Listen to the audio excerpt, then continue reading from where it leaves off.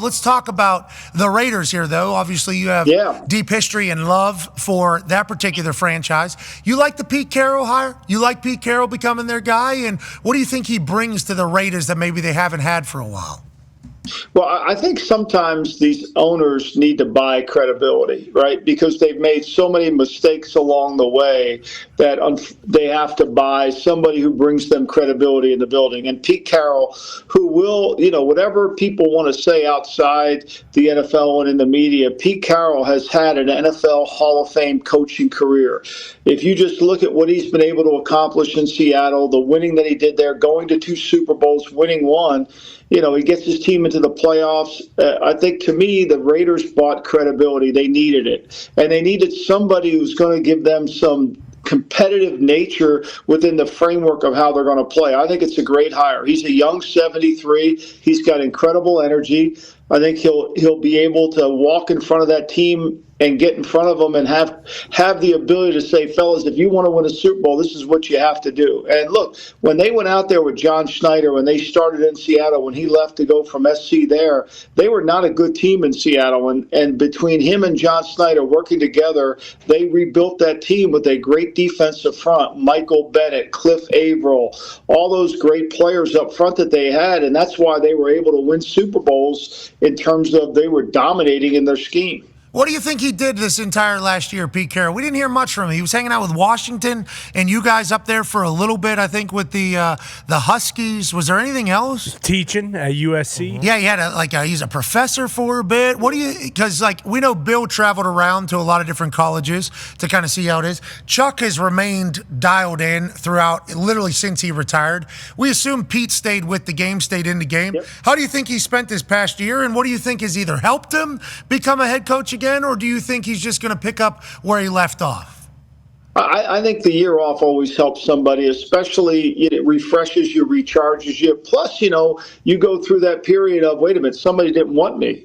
I feel like I have a lot still to prove. And when you've got a career like Pete's had, where he's won a national championship in college, won a Super Bowl, I think you want to go out there and go out on your own terms. I think Pete wanted to stay in Seattle. The organization made a decision to move on, and I think he wants to prove it was a wrong decision. So when you're out of football, I think you're constantly evaluating, what can I do better in the next job I get? What do I need to improve on? Where were the mistakes I've made? You do this ongoing autopsy of your career, and I think you have to do it every year, whether you've been fired or not. It's the only way you can improve. I mean, after a year here at North Carolina, we're going to go through an extensive understanding of what we did well, what we didn't do well. We've done it after the portal. We'll do it after recruiting, because the only way you get better is to learn from your mistakes. And I think Pete's one of those people who's very curious.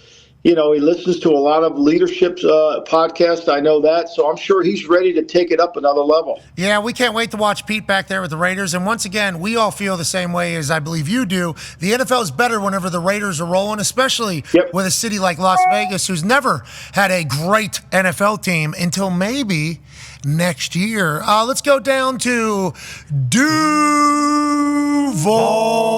Ty has a question for you. Lombo, what do you think about Jacksonville hiring Liam Coen? We've seen all the stuff come out. Obviously, he's getting killed for saying Duval in his press conference and not really knowing the cadence. And then all the stuff's coming out from Tampa about him pissing off the front office and a lot of coaches with the way he left there. He only has 5 years of NFL coaching experience, but he's, well respected coming from McVay's tree. Do you think they made the right hire, and is he ultimately a guy who's going to be able to turn around Jacksonville? I think it's a really hard job. They're not going to play at home for the next 2 years, so you've got a lot of obstacles that you're not in control of. I think one of the things you have to do in Jacksonville is change the culture.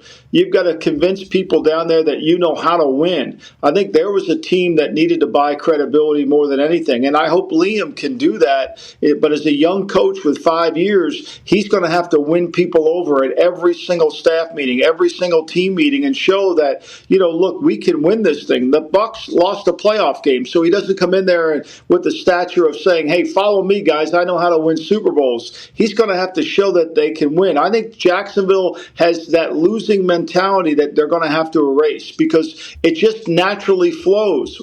Something bad happens, it's going to continue. I think he's got a challenging leadership job ahead of him. I don't know who's going to help him, whether they stay with the interim general manager or they find someone outside. But I think it's a huge job. I really do. I think he's got a lot ahead of him because becoming a head coach at any level is hard. Becoming a first-time head coach at a job that's challenging is going to really tax him. I don't think he even remotely understands the terrain that lies ahead of him. Yeah, and, you can be a goober in your opening press conference. We've seen that before and end up working out. We've seen it end up not working out. We would like to reserve judgment on any of these coaches. Can you really tell if a guy's going to suck as a head coach? You have no idea, right, if a first-time head coach is going to be good or not, right? No, I think you need to, look, to me, I think you need to see their leadership skills immediately. Are they how they hire coaches? Are they going to hire their friends or are they going to hire the best person for the staff? That's the first look at what you're dealing with. Are they going to be head coaches or are they going to be subcontractors? I know Liam said he's going to call plays. That's great. But is he going to be involved with the defense? Everybody wants Jacksonville to fix Trevor Lawrence. Jacksonville's lost so much, they need to fix their franchise. Right? It's like us coming here in North Carolina and said all we have to do is fix the quarterback. No, we've got to fix everything if we want to get to the next level. And I think that's Liam's challenge, too. You've got to be able to work in all areas as a head coach, or else the rest of the organization feels like you're not paying as close attention to him. So he's got a challenging job, and I hope they give him a support system to help, because these young coaches are out there on an island. I think after you've been fired from your first time as a head coach, you realize, I'm sure if you talked to Robert Saleh today, he would say, wow, there's so much I didn't know that I know now. Yeah, and Robert Saleh back as the defense coordinator for the San Francisco 49ers. We assume his name will be up for another head coaching gig at some point, and that second time around has been very good for a lot of people. Head coach is not easy. Not easy at all. He won't even remember that Duval in about 2 weeks because the amount of shit that's going to come across his desk. We're pulling for him. Legit.